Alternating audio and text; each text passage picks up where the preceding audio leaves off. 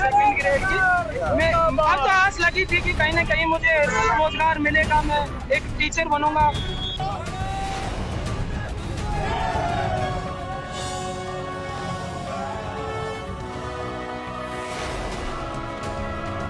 हम जिस स्थिति को फेस कर रहे हैं ना, वो हम ही जानते हैं।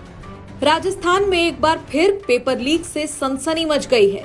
इस बार RPSC second grade teacher competitive exam का जनरल नॉलेज का पेपर लीक हो गया। 24 दिसंबर को सुबह 9 बजे ये पेपर होना था, लेकिन परीक्षा शुरू होने से पहले ही होती है एक घोषणा ये कि पेपर लीक हो चुका है, जिसके कारण इसे निरस्त किया जा रहा है। फिर सवाल उठा कि पेपर लीक किसने किया और क्यों।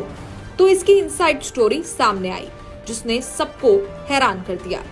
दरअसल इस पेपर लीक की जानकारी परीक्षा के दिन नहीं मिली, बल्कि उसके एक रात पहले ही पुलिस को पूरी साजिश का अंदाजा लग चुका था। हुआ यूं कि उदयपुर के बेकरिया थाना पुलिस को एक रात पहले ही उम्मीदवारों से भरी एक बस के बारे में गुप्त जानकारी मिली। पता लगा कि इन सभी उम्मीदवारों को परीक्षा से एक दिन पहले यानी 23 दिसंबर को उदयपुर बुलाया गया था। वहां पर रात भर बैठकर पेपर सॉल्व कराया गया और फिर सुबह उम्मीदवारों से भरी ये बस जालौर से रवाना हुई। बस पर फर्जी नंबर प्लेट लगाया गया। 3 लोगों को बस में पेपर सॉल्व कराने और प्रैक्टिस कराने के लिए बैठाया गया। साथ ही बस में स्पीकर भी लगाए गए ताकि सभी लोगों को आसानी से आवाज मिल सके।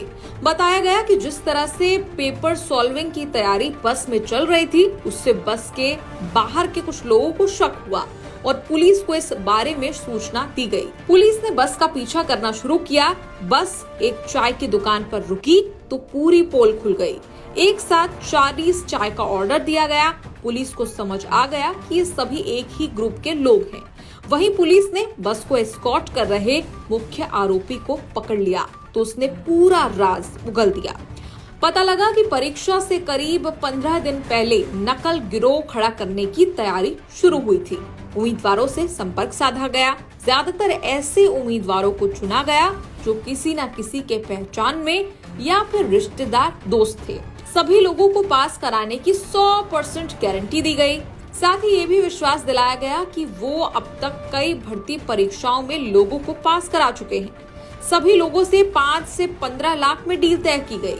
करीब आधा पेमेंट एडवांस में लिया गया। लेकिन ये पेपर लीक करवाया किसने? तो बता दें, पेपर लीक कराने वाले मास्टरमाइंड निकले सुरेश विश्नोई, जो कि जालौर के सरकारी स्कूल में वाइस प्रिंसिपल हैं। इन्होंने ही जयपुर के भूपी विश्नोई और सुरेश ढाका से पेपर खरीदा था। बताया गया कि सुरेश विश्नोई और सुरेश ढाका रिश्ते में जीजा साला है। वहीं एक आरोपी पेशे से डॉक्टर है। षड्यंत्र सामने आया तो पता लगा कि 37 परीक्षार्थी जो लीक हुए क्वेश्चन पेपर के साथ पाए गए, उनसे मास्टरमाइंड सुरेश विश्नोई ने पेपर उपलब्ध कराने के एवज में 10-10 लाख रुपए लिए।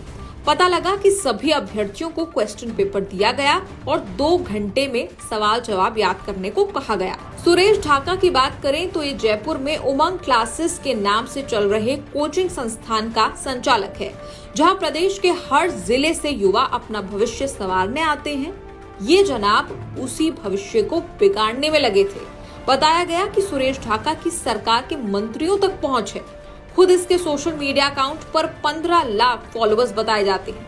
इसके अलावा अक्सर मास्टरमाइंड सुरेश ढाका अपने सोशल मीडिया अकाउंट्स पर लग्जरी लाइफस्टाइल जीने की तस्वीरें शेयर करता था। बता दें कि सुरेश ढाका पहले मनी लॉन्ड्रिंग और पेपर लीक मामले में जेल भी जा चुका है। इस पूरे मामले पर राज्य के मुख्यमंत्री अशोक गहलोत ने तो कह दिया कि किसी छात्र के साथ अन्याय नहीं होने देंगे। लेकिन सालों से मेहनत कर रहे छात्रों का इस वक्त क्या हाल हो रहा है, जरा वो भी देख लीजिए। मुझे 2 साल हो गए इसकी तैयारी करते हुए सेकंड ग्रेड की। मैं अब तो आस लगी थी कि कहीं ना कहीं मुझे रोजगार मिलेगा, मैं एक टीचर बनूंगा।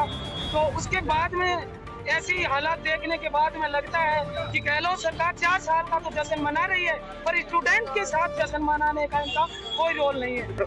अब हम सहन नहीं कर सकते। रीट में सर हमारे पास 2-3 साल से सर रीट का भी जो पेपर है हमारा रद्द हो गया। रीट का पेपर में भी घपला हुआ, वो रद्द हो गया।